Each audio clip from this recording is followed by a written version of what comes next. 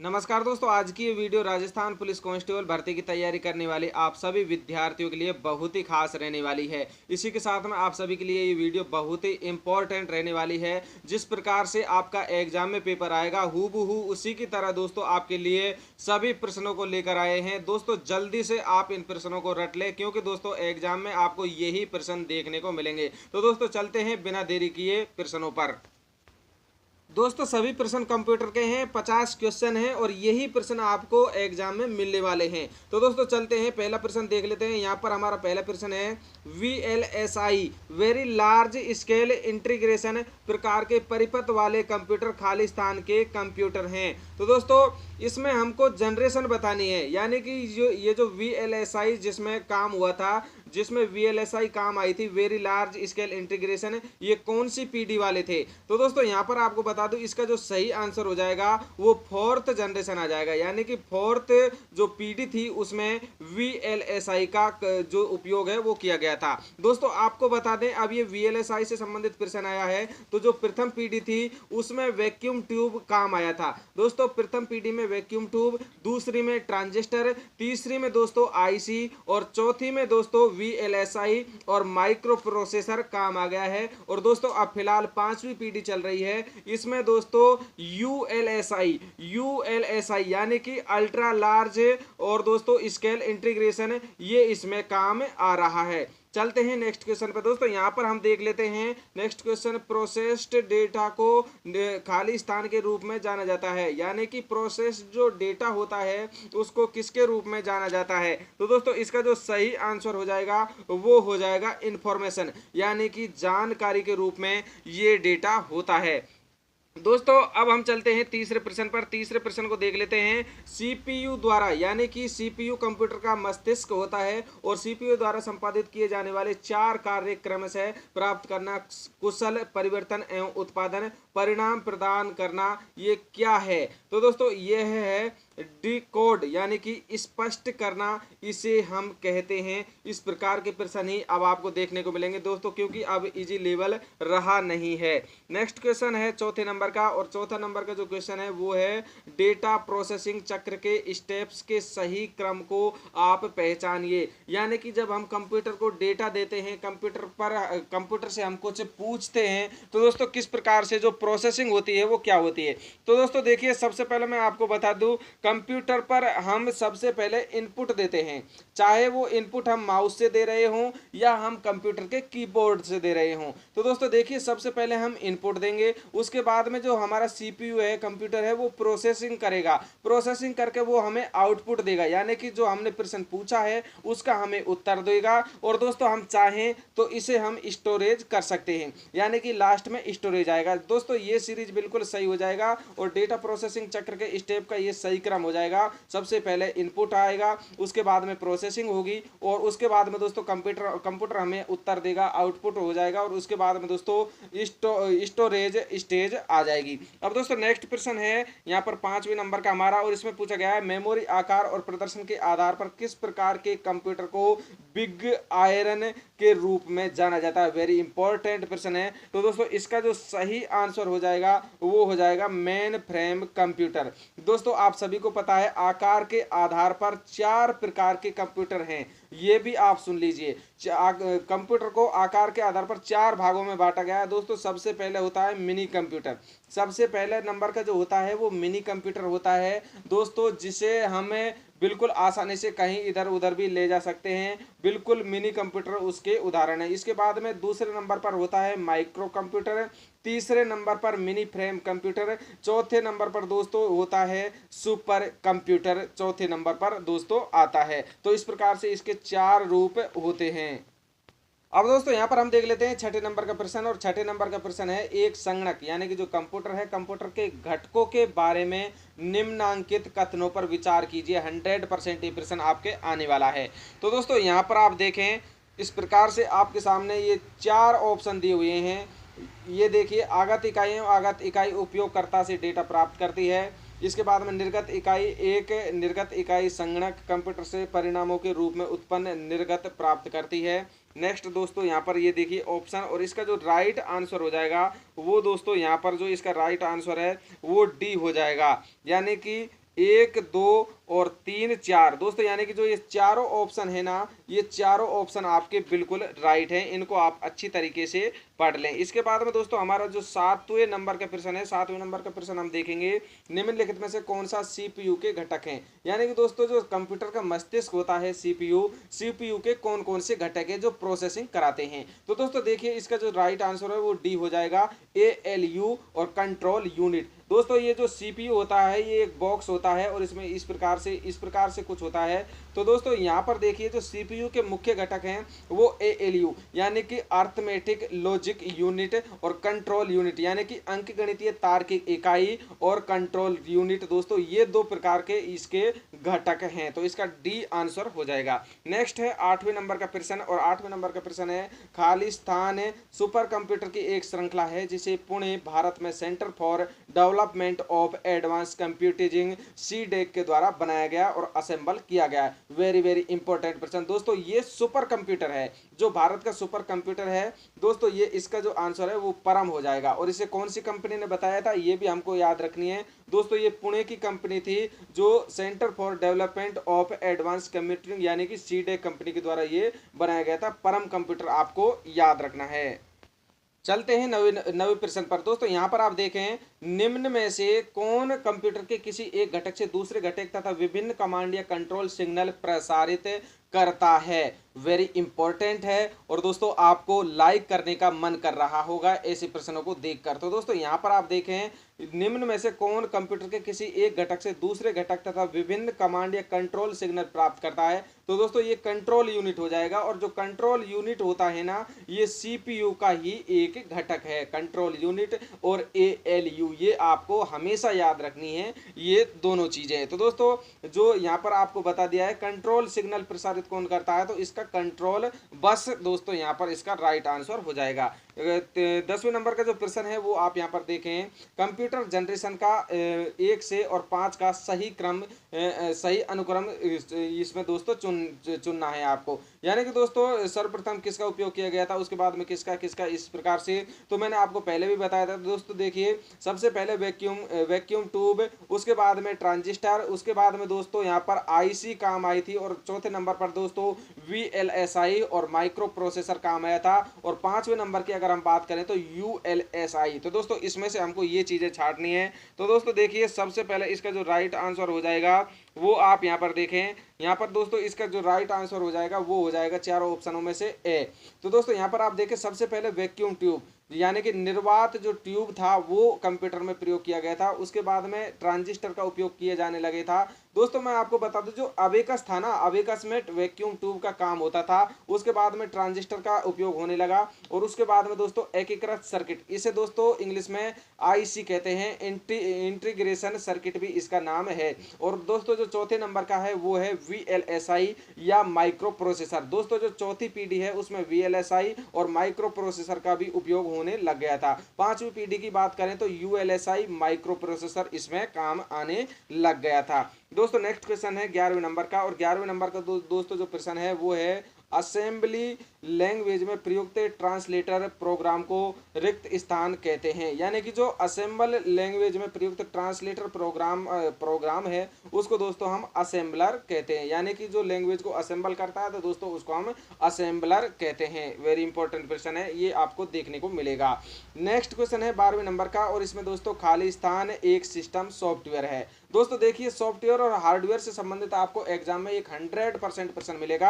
आपको घबराना नहीं है, आपका 100% ये सही होने वाला है। तो दोस्तों देखिए, जिन्हें हम छू सकते हैं, देख सकते हैं, जो कंप्यूटर के पार्ट्स होते हैं ना, जिनको हम देख सकते हैं, छू सकते हैं, उन्हें हम हार्डवेयर कहते हैं, उन्हें हम हार्डवेयर कहते हैं। और दोस्तों जिन्हें हम देख नहीं सकते, उन्हें हम हाथ लगाकर छू नहीं सकते, दोस्तों उन्हें हम सॉफ्टवेयर कहते हैं। तो दोस्तों यहाँ पर देखिए क्या चीज इसमें जो ऑप्शन है ये ऑपरेटिंग सिस्टम इसका राइट आंसर हो जाएगा। यानी कि ये है एक ऑपरेटिंग सिस्टम है जो ये सॉफ्टवेयर है, और दोस्तों यहाँ पर इसका राइट आंसर ये हो जाएगा।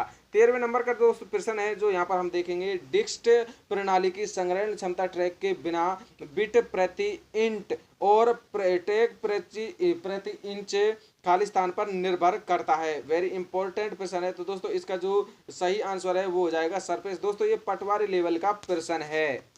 दोस्तों देख लेते हैं 14वें नंबर के प्रश्न को, और 14वें नंबर का जो प्रश्न है वो है, बाहरी विशेष उपकरणों के प्रयोग से खाली स्थान को पुनः प्रोग्राम किया जा सकता है। यह प्रश्न आपको 100% देखने को मिलेगा और आपको दोस्तों क्लिक करना है EEPROM, यानी कि दोस्तों आपको यह क्लिक कर देना है जल्दी से। बाहरी विशेष उपकरणों के प्रयोग से खाली स्थान को पुनः प्रोग्राम किया जा सकता है। जैसे ही आपको पुनः प्रोग्राम दिखे कहीं पर भी तो आपको तुरंत EEPROM कर देना है। इसके बाद में नेक्स्ट है दोस्तों प्रश्न 15वें नंबर का, इनपुट देने के लिए माउस कीबोर्ड जैसे खाली स्थान कर का प्रयोग होता है। तो दोस्तों यहाँ पर देखिए, यहाँ पर इनपुट देने के लिए इसमें पूछा गया है, तो जैसे कि माउस है, कीबोर्ड है, और दोस्तों यह जो है वो इनपुट डिवाइस हैं, यानी कि इनसे हम मतलब जो कंप्यूटर है उसको इनपुट देते हैं, डाटा देते हैं, उसके बाद में प्रोसेसिंग होता है। जैसे कि कीबोर्ड है, माउस है, मैं आपसे पहले भी बता चुका हूँ।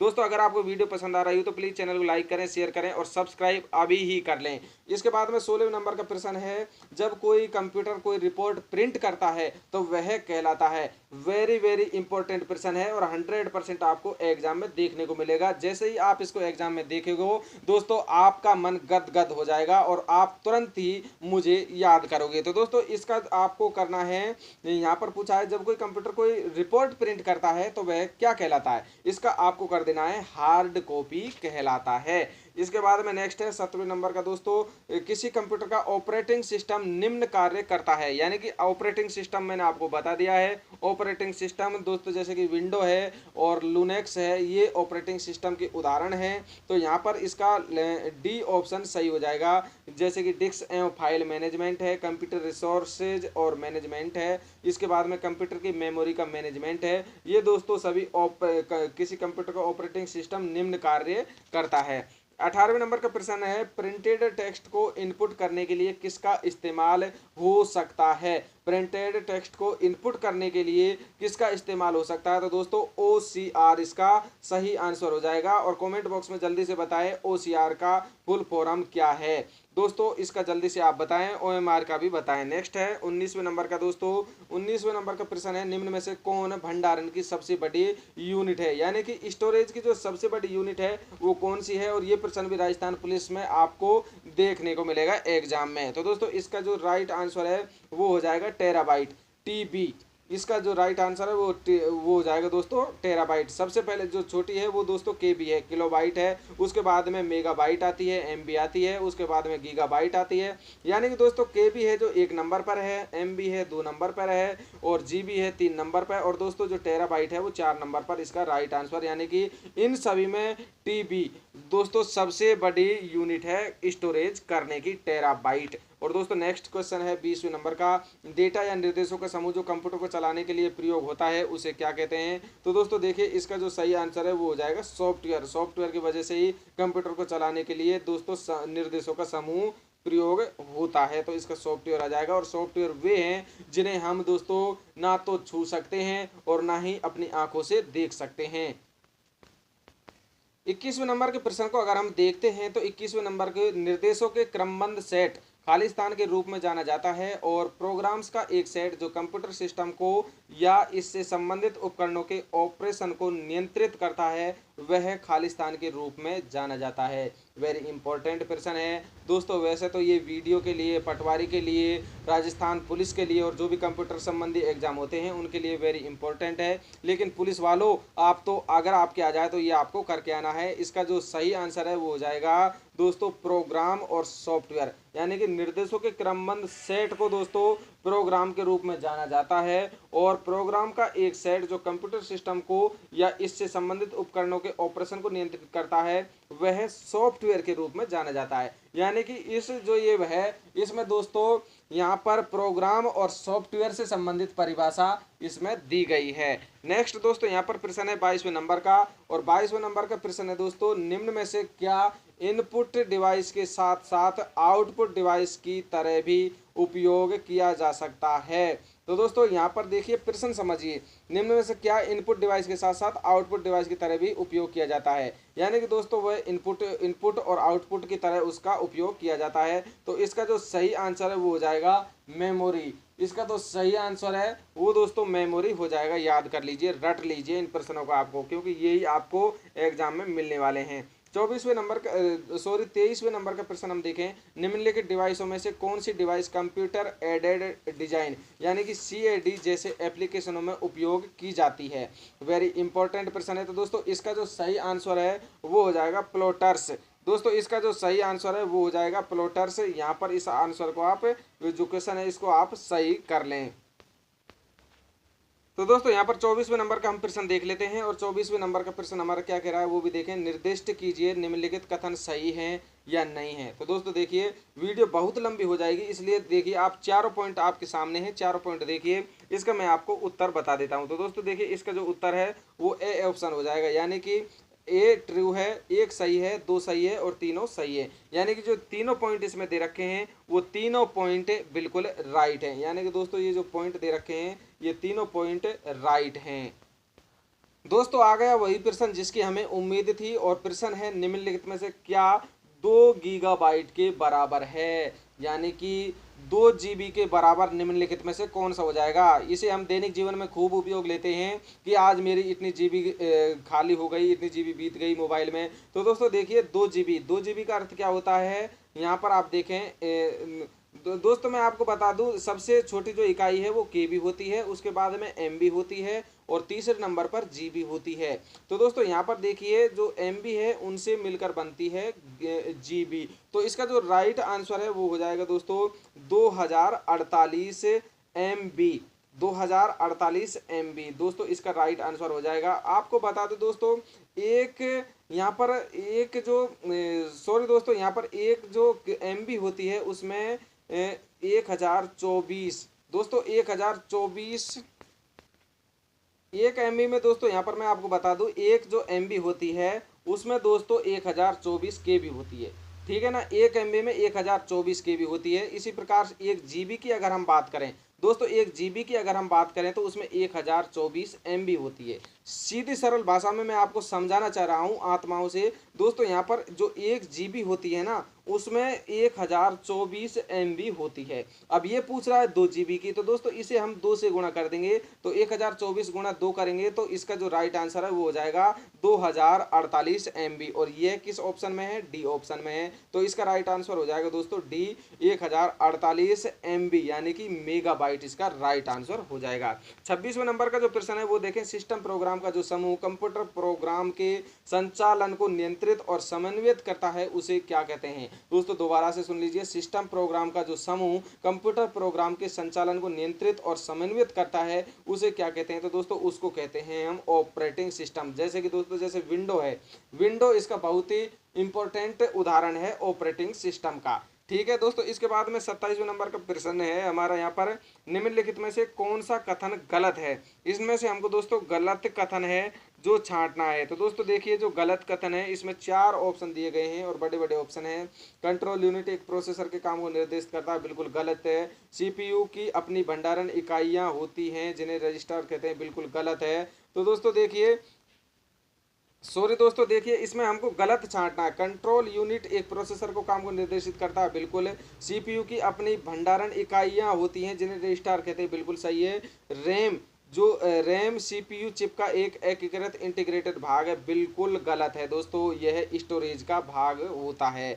नेक्स्ट क्वेश्चन दोस्तों, इसका जो सही आंसर है वो हो जाएगा ऑप्शन सी, रैम और CPU चिप का एक एकीकृत इंटीग्रेटेड भाग है, ये बिल्कुल गलत बात है। इसके बाद में नेक्स्ट है 28वें नंबर का प्रश्न, किसी प्रोग्राम से त्रुटि हटाने को कहा जाता है। दोस्तों किसी प्रोग्राम से जब हम त्रुटि को हटाते हैं तो उसे हम डीबगिंग कहते हैं। वेरी गुड दोस्तों, इसका जो आंसर हो जाएगा वो डीबगिंग हो जाएगा। इसके बाद में 29वें नंबर का जो हमारा प्रश्न है वो है, केस स्मृति का प्रयोग निम्नलिखित बीच डाटा अंतरित करने के लिए किया जाता है। केस स्मृति का प्रयोग दोस्तों निम्नलिखित के बीच डाटा अंतरित करने के लिए किया जाता है। तो इसका जो राइट आंसर है वो हो जाएगा मुख्य स्मृति और प्रोसेसर, इसका राइट आंसर दोस्तों हो जाएगा।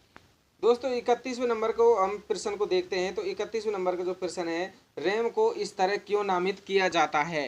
तो दोस्तों देखिए यहाँ पर इसका जो राइट आंसर है, यहाँ पर आप देखें दोस्तों, इसका जो राइट आंसर है वो हो जाएगा ऑप्शन सी, क्योंकि चिप में किसी भी स्थान को सीधे डेटा और निर्देशों के संग्रहित करने और पुनर्प्राप्त करने के लिए इसे रैम को चुना जाता है। इसका जो राइट आंसर है वो हो जाएगा ऑप्शन नंबर सी। नेक्स्ट दोस्तों 32वें नंबर का प्रश्न, डेटा पदानुक्रम का आरोही क्रम हमको बताना है। यानी कि दोस्तों हमको आरोही क्रम इसका बताना है, और आरोही क्रम दोस्तों इसका हो जाएगा यहाँ पर ऑप्शन सी। पहले दोस्तों बिट, उसके बाद में बाइट, फिर दोस्तों फील्ड, रिकॉर्ड, फाइल और डाटाबेस दोस्तों इसका यहाँ पर हो जाएगा। दोस्तों आरोही क्रम यानी कि बढ़ता हुआ क्रम हमको इसका बताना है। सबसे पहले दोस्तों बिट आएगी, उसके बाद में बाइट, उसके बाद में फील्ड, उसके बाद में रिकॉर्ड और फाइल, और इसके बाद में दोस्तों लास्ट में डाटाबेस आ जाएगा। तो इसका राइट आंसर ऑप्शन सी हो जाएगा। 33वें नंबर का दोस्तों हमारा जो प्रश्न है वो दोस्तों यहाँ पर आप देखें, निम्नलिखित में से कौन MS ऑफिस के प्रोडक्ट हैं, यानी कि माइक्रोसॉफ्ट ऑफिस के प्रोडक्ट कौन कौन से हैं। तो इसका जो राइट आंसर है वो दोस्तों यहाँ पर आप देखें, दोस्तों इसका जो राइट आंसर है वो हो जाएगा ऑप्शन नंबर बी, केवल 1 और 3, यानी कि जो वर्ल्ड है वो, और दोस्तों और इसके बाद में एक्सेस है वो दोस्तों MS ऑफिस के भाग हैं। 34वें नंबर का दोस्तों प्रश्न हम देखें तो 34वें, इनमें से कौन सा फंक्शन MS वर्ड सॉफ्टवेयर का के महत्वपूर्ण फंक्शन हैं। तो दोस्तों देखिए इसका हमको राइट आंसर बताना है। ऑप्शन हम यहाँ पर आप देख सकते हैं, इनमें से कौन सा फंक्शन MS वर्ड या सॉफ्टवेयर के महत्वपूर्ण फंक्शन है। तो दोस्तों देखिए यहाँ पर आपके सामने ऑप्शन है, डॉक्यूमेंट की रचना करना, एडिट करना, सेव करना और प्रिंट करना। इसके बाद में डॉक्यूमेंट के अंदर टेक्स्ट को कॉपी करना, पेस्ट करना, मूव और डिलीट करना। तीसरे नंबर का है टेबल की रचना और एडिटिंग करना। तो दोस्तों देखिए यहाँ पर MS जो वर्ड और सॉफ्टवेयर का जो MS वर्ड सॉफ्टवेयर का जो मुख्य कार्य है, महत्वपूर्ण फंक्शन है दोस्तों, वो डॉक्यूमेंट की रचना करना है, एडिट करना है, सेव करना है और उसके बाद में प्रिंट करना है। तो ऑप्शन इसका ए बिल्कुल राइट है दोस्तों। यहाँ पर दोस्तों इसका जो राइट ऑप्शन है वो यहाँ पर देखें, तीनों ऑप्शन इनके इसके बिल्कुल राइट हैं। यहाँ पर ये भी डॉक्यूमेंट की रचना करना, एडिट करना और सेव करना और प्रिंट करना, ये तो राइट है, ये मैंने पहले देखा था। तो दोस्तों ये तो राइट है। इसके बाद में डॉक्यूमेंट के अंदर टेक्स्ट को कॉपी करना, पेस्ट करना, मूव और डिलीट करना, ये भी हो जाएगा। तीसरे नंबर का है टेबल्स की रचना और एडिटिंग करना, ये भी MS वर्ड के मुख्य कार्य हैं, मुख्य फंक्शन है। तो दोस्तों अब यहाँ पर 35वें नंबर का प्रश्न आप देखें, ये इस प्रकार का प्रश्न है दोस्तों, ये आपके लेवल का प्रश्न नहीं है, राजस्थान पुलिस लेवल का ये प्रश्न नहीं है। ये वीडियो जैसे कि ग्राम विकास अधिकारी है, पटवारी है, इसके लायक दोस्तों ये प्रश्न है। यदि आप A5 सेल में फार्मूला SUM इस प्रकार से लिखते हैं, एंटर करते हैं तो क्या होगा। तो दोस्तों देखिए इसका भी यहाँ पर आंसर दिया गया है, और इसका जो राइट आंसर दोस्तों है वो यहाँ पर डी हो जाएगा। इसका दोस्तों जो राइट आंसर है वो ये हो जाएगा। इसके बाद में जो 36वें नंबर का जो प्रश्न है, माइक्रोसॉफ्ट एक्सेल में रिक्त स्थान का आधारभूत कार्य 2 या अधिक पाठ्य भाग स्ट्रिंग्स को परस्पर जोड़ना है। तो दोस्तों यहाँ पर जो रिक्त स्थान है ना, इसमें क्या आएगा। तो दोस्तों रिक्त स्थान में आ जाएगा कौन, दोस्तों ये जो ऑप्शन ए है ये इसमें आ जाएगा। दोस्तों अगली वीडियो में इससे भी अत्यधिक अच्छे प्रश्न आपके जीके के लिए लेकर आऊँगा, और दोस्तों आशा है कि आप प्रथम बार में ही टेस्ट को पास करें। दोस्तों अगर आपको वीडियो पसंद आ रही है तो प्लीज़ चैनल को लाइक करें, शेयर करें और सब्सक्राइब करना बिल्कुल भी न भूलें। अभी ही चैनल को आप सब्सक्राइब कर लें। दोस्तों यहाँ पर 37वें नंबर का प्रश्न देखें, स्प्रेडशीट अनुप्रयोग क्रमादेश निम्नलिखित में से कौन सा है। तो इसका जो राइट आंसर है वो हो जाएगा MS एक्सेल। MS एक्सेल इसका राइट आंसर हो जाएगा। 38वें नंबर का प्रश्न है, निम्नलिखित में से कौन सा प्रस्तुति आलेख सॉफ्टवेयर है। यहाँ पर बताना है आपका कौन सा प्रस्तुति आलेख है जो सॉफ्टवेयर है। तो दोस्तों यहाँ पर जो MS पावर पॉइंट है वो दोस्तों यहाँ पर आलेख ये सॉफ्टवेयर है। इसके बाद में नेक्स्ट है 39वें नंबर का प्रश्न। 39वें नंबर का प्रश्न है, पावर पॉइंट में नई स्लाइड जोड़ने के लिए शॉर्टकट क्या है। वेरी वेरी इंपॉर्टेंट, आपको जो आपका एग्जाम है उसमें आपको 100% दोस्तों ये छपा दिखेगा। आप जैसे ही एग्जाम में देखोगे आप तुरंत दोस्तों चैनल को याद करोगे कि हमने यहाँ पर पढ़ा था। पावर पॉइंट में नई स्लाइड को जोड़ने के लिए दोस्तों Ctrl+M आएगा। आप कंट्रोल प्लस दोस्तों एन मत कर आना। यहाँ पर कंट्रोल प्लस एम इसका राइट आंसर दोस्तों हो जाएगा। ऑप्शन नंबर डी इसका राइट आंसर हो जाएगा। पावर पॉइंट में एक खाली स्लाइड में बिंदीदार क्षेत्र को क्या कहते हैं? तो दोस्तों जो बिंदीदार क्षेत्र होता है उसको हम क्या कहते हैं? तो दोस्तों उसको हम कहते हैं प्लेस होल्डर। इसको हम कहते हैं प्लेस होल्डर। राइट आंसर इसका प्लेस होल्डर हो जाएगा। 41वें नंबर का प्रश्न हम देखें, पावर पॉइंट में थीम्स के अंतर्गत पाई जा सकती है, तो क्या पाई जा सकती है? तो दोस्तों इसका आंसर हो जाएगा डिजाइन टेप। ये जो है ये दोस्तों सिर्फ थीम्स के अंदर जो पावर पॉइंट है, पावर पॉइंट के थीम्स के अंतर्गत ये डिजाइन टेप पाई जा सकती है।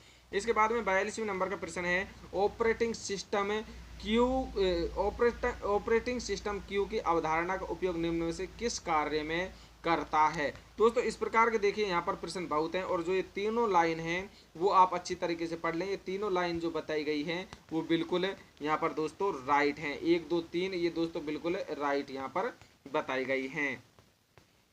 43 नंबर का अगर हम प्रश्न देखें तो दोस्तों यहाँ पर देखिए, डिस्क प्रबंधन के दौरान फाइलों के भंडारण, पुनरावृत्ति और हटाने के कार्य संचालन को रिक्त स्थान के रूप में जाना जाता है। तो दोस्तों इन्हें देखिए फाइल सिस्टम प्रबंधन के रूप में जाना जाता है। और दोस्तों बहुत ही मोस्ट इंपॉर्टेंट ये प्रश्न है, याद रखें, रट लें।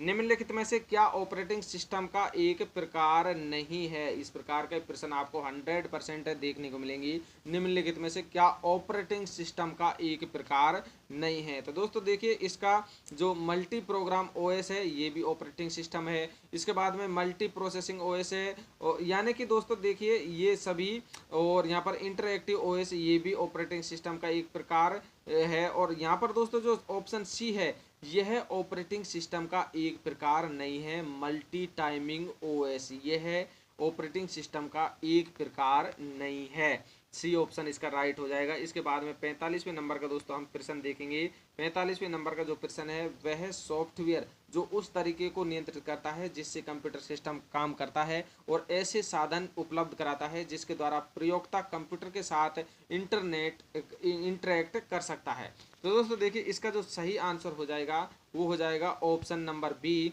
ऑप्शन नंबर बी और इसका ऑपरेटिंग सिस्टम सही आंसर हो जाएगा। इसके बाद में प्रश्न नंबर है 46 और 46वें में है, प्रचालन तंत्र द्वारा निम्नलिखित में से कौन सा ऐसे कार्य किया जाता है या किए जाते हैं? प्रचालन तंत्र द्वारा दोस्तों अगर आपको हिंदी समझ नहीं आया तो इंग्लिश में भी आप देख सकते हैं। Which is of the following functions are provided by operating system. तो दोस्तों देखिए इसका जो राइट आंसर है वो हो जाएगा, यहाँ पर आप देखें ऑप्शन देखें सबसे पहले, प्रक्रम प्रबंधन, सुरक्षा प्रबंधन, फाइल प्रबंधन, इनमें से सभी। तो दोस्तों ऑप्शन डी इसका राइट आंसर यहाँ पर हो जाएगा। Option D all of the above. तो दोस्तों 47वें नंबर का प्रश्न आप यहाँ पर देखें, पर्सनल कंप्यूटर के मूलभूत इनपुट आउटपुट सिस्टम को निम्न में से कहाँ संचित करते हैं? इंपॉर्टेंट क्वेश्चन है। पर्सनल कंप्यूटर के मूलभूत इनपुट आउटपुट सिस्टम को निम्न में से कहाँ संचित करते हैं? तो दोस्तों इसे ROM